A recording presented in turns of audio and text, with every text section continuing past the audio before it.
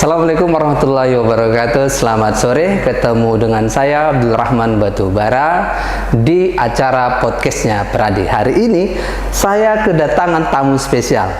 Di sini saya sudah bersama Direktur PBH. Selamat siang. Iya. Boleh diperkenalkan dirinya dulu Bu sebentar. Baik. Ini. Nama saya Rumintang Nebo SHMH sebagai Ketua Pusat Bantuan Hukum Pradi Medan. Oke. Baik, saya sebagai Direktur PBH ini masuk kepada priorisasi kedua, masuk rencana kedua. Saya. Oke, kita lanjut bincang-bincang santai di podcastnya Pradi. Bisa nggak diceritakan kepada kita Bu, sebenarnya apa sih fungsi PBH itu sendiri? Baik, sebenarnya fungsi PBH itu di tengah-tengah masyarakat sangat berperan sekali sebenarnya, karena pusat bantuan hukum ya. Orang berpahaman bahwa pusat bantuan hukum itu hanya kepada orang-orang yang tidak mampu. Padahal sebenarnya bukan. Jadi boleh dikategorikan tidak mampu, tapi boleh juga karena dia tidak mampu menghadapi tekanan-tekanan politik yang terjadi. Jadi boleh orang kaya tetapi dia tidak mampu untuk mempertahankan haknya. Boleh aja karena tekanan politik atau tekanan hal-hal yang lain gitu ya. Baik, sebentar. Ada indikasi yang mengatakan bahwa pusat bantuan, ada kata bantuan hukum. Jadi di benak masyarakat itu adalah ini gratis nih, ini prodi, atau seperti apa sebenarnya?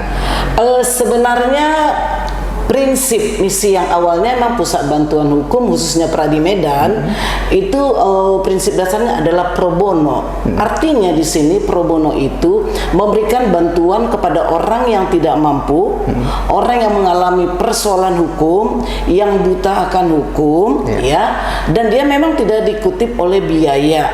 Hanya saja seharusnya setiap advokat yang ada di Pradi memberikan luang waktu kepada pusat bantuan hukum minimal 50 jam sebenarnya untuk membantu PBH di dalam hal mengatasi persoalan masyarakat.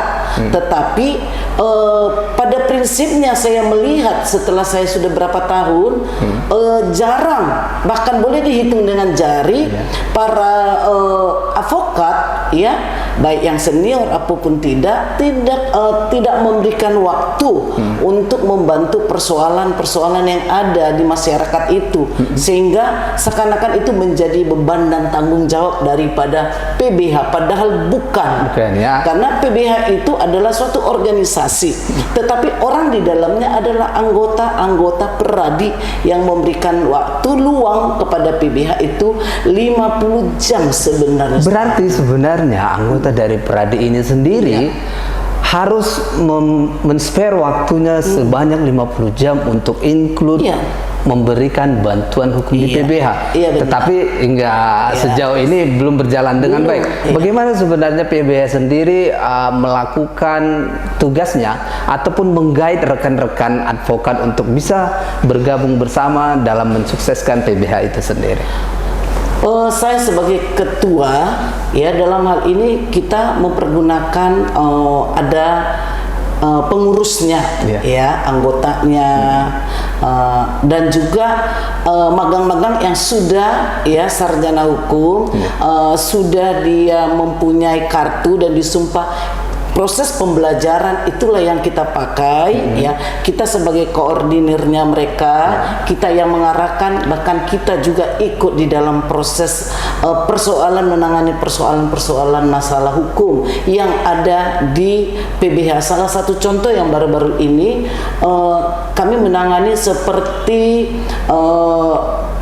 buruh bongkar muat Belawan, buruh harian lepas yang TKBM ya, itu mereka bekerja sudah lebih 20 sampai dengan hampir 40 tahun masih buruh harian lepas, dan tidak ada satupun orang yang memperhatikan untuk kepentingan mereka, sementara mereka adalah orang yang tidak mampu.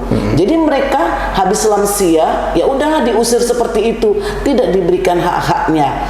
Jadi kita saat ini menangani 19 orang. Bagaimana mempertahankan mempertahankan hak dia, uang pesangon dia, uang jaminan hari tua dia, segala halnya ini yang lagi kita perjuangkan.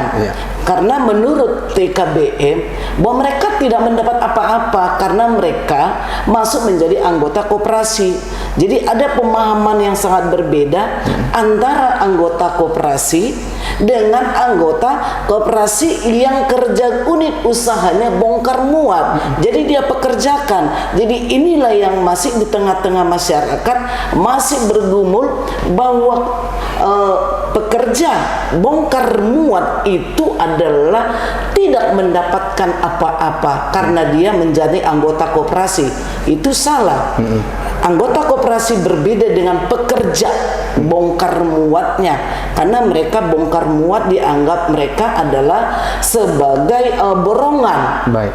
Itu dia. Kalaulah borongan itu sampai 40 tahun, apakah itu pekerja borongan yang terus menerus? Undang-undang tidak menyatakan seperti itu. Baik. Itu dia. Iya. Oh, berarti kita lihat PBH itu sendiri sistemnya seperti apa? Apakah memang dari masyarakatnya datang dulu ke PBH-nya atau PBH-nya jemput bola, atau seperti apa sistematika dalam membuat laporan ataupun mengurusi hal-hal yang bersangkut paut dengan hukum ini? Kalau di PBH ini sebenarnya ada yang datang, tapi kita kadang-kadang menjemput bola kalau ada itu masalah krusial yang kita anggap itu sangat potensial dan memang tertindas orang-orang itu.